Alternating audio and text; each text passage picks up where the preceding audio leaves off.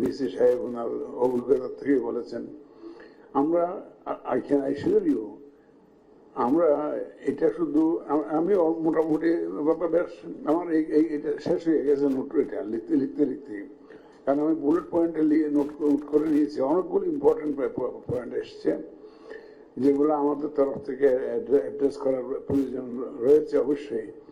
তা আমাদের বিশেষ করে ওই cyber security IT related activities আমাদের ব্রিগেডিয়ার ফজল সাহেব দেখেন।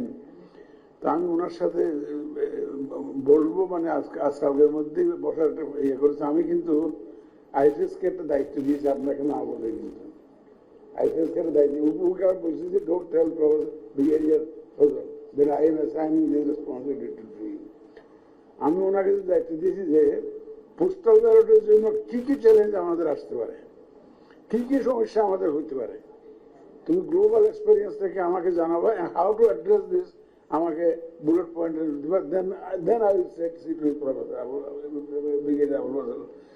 যাতে, কারণ এখানে একটা গুরুত্বপূর্ণ কথা এসছে যে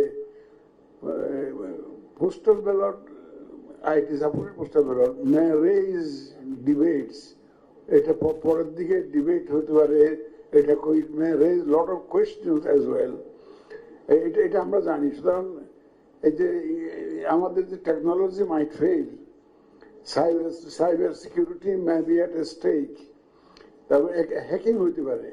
এই প্রশ্নগুলো আমি কিন্তু আমাদের কনসালটেন্টকে আমি করেছিলাম। আমি শুধু রিমেম্বার যে ডেমনস্ট্রেশন দেয়, আমি এত আইটি এক্সপার্ট না, বাট আমি বলছিলাম যে ভাই যদি আপনার এটা সিস্টেম যদি হ্যাক হয়ে যায়, ইলেকশনের দিন আমার সব আটকে গেল, তারপরে কি হবে? আপনি কি are you prepare to face this? তাহলে আপনি কি কি করবেন সেদিন? এটা সারা দুনিয়াতে, এবং আমরা যারা ইলেকশনটাকে নস্যাৎ করতে চায় তারা তো সর্বশক্তি দিয়ে চেষ্টা করবে ইলেকশনটাকে ঠেকিয়ে দেওয়ার জন্য। এখন এই যদি তারা সাইবার অ্যাটাক করে বা ম্যালেরিয়া ঢুকাই দেয়, যেখানে বাংলাদেশ ব্যাংকের রিজার্ভই সেফ না, বাংলাদেশ রিজার্ভ সেখানে আমার পোস্টাল ব্যালট কতটুকু সেফ এটা তো আমার বুঝতে হবে। তো সুতরাং আমাকে এসিউর করেছেন যে এটার জন্য আমরা ব্যবস্থা নিব ইনশাল্লাহ। তাই তবে আমি ওই যে আইপিএস এর কনসালটেন্টকে দায়িত্ব দিয়েছি, তুমি আমাকে তাকে সে আজকে দেওয়ার কথা, নাহলে কালকে হয়তো দিবে আমাকে, তার সাজেশনগুলো আমাদেরকে দিবে। তো আমি আপনাদেরকে অনেক আমার অন্তরস্থল থেকে ধন্যবাদ জানাই। কিন্তু this is not the end of the story. আপনাদের সাথে ইন্টারাকশন হয়তো ফর্মালি আমরা হয়তো করবো না, কিন্তু you are always at liberty to come to us and give your suggestions and opinions. যদি মনে হয় যে আপনাদের আরো কিছু পরামর্শ ভবিষ্যতে যদি মনে আসে যে এই কাজটা করলে ইলেকশনটা আরো ভালো হতে পারে। ইলেকশনটা কিন্তু আমাদের সবার সম্মিলিত দায়িত্ব, তো এটা ন্যাশনাল ইলেকশন, ন্যাশনাল ইলেকশন সবার দায়িত্ব আছে। আমরা ইলেকশন কমিশন হিসাবে হয়তো বেশি দায়িত্বের মধ্যে পড়ে গেছি, কিন্তু as a citizen of the country and as a responsible citizen of the country সবার কিন্তু দায়িত্ব, আপনাদেরও দায়িত্ব আছে। আমি আপনাদেরকে অনুরোধ করব, যেহেতু আপনারা ওপিনিয়ন মোবিলাইজ করেন, আপনারা যেহেতু ইনফ্লুয়েন্সার, সোসাইটিতে ইনফ্লুয়েন্স আপনাদের আছে, আপনাদের কথা মানুষ শুনে।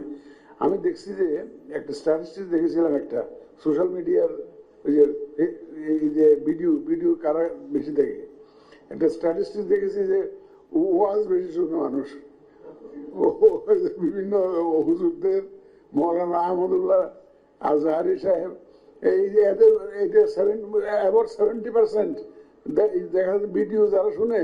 আমি দেখলাম যে সেটা মৌলানা আমাদের ধরতে হবে, আমি সেটা মৌলানা ধরতে হবে, ওনাদের মারতে হবে।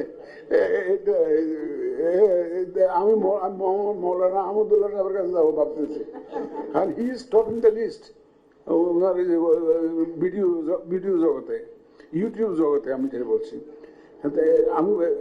আমি আপনারাও সে ধরনের, কিন্তু আপনাদের কথা মানুষ শুনে। তো যেখানে যান আমাদের পক্ষ হয়ে, আমাদের দূত হয়ে আপনারা কাজ করবেন। You are also now ambassadors of election commission, আমি সেভাবেই আপনাদেরকে ভাবতে চাই। Let us all together put our brains how to improve the system, এবং আমরা যাতে একটা free fair and credible election যাতে জাতিকে দিতে পারি, উপহার দিতে পারি, সে লক্ষ্যে আমরা একসাথে কাজ করি, একসাথে পদক্ষেপ দিই। এবং our door is always open to you. যখনই আসবেন, আপনারা আসলে যে কোনো সাজেশন চাইলে আমরা সবসময়, ইউ আর অলওয়েজ ওয়েলকাম। আপনাদেরকে অশেষ ধন্যবাদ, আপনারা অনেকক্ষণ সময় দিলেন, আমাদের আমন্ত্রণে সাড়া দিয়ে যে এসছেন, এই জন্য আপনাদেরকে আন্তরিক কৃতজ্ঞতা জানিয়ে, ইলেকশন কমিশনের পক্ষ থেকে ধন্যবাদ জানিয়ে আমি আমার বক্তব্য শেষ করছি। আল্লাহ হাফেজ।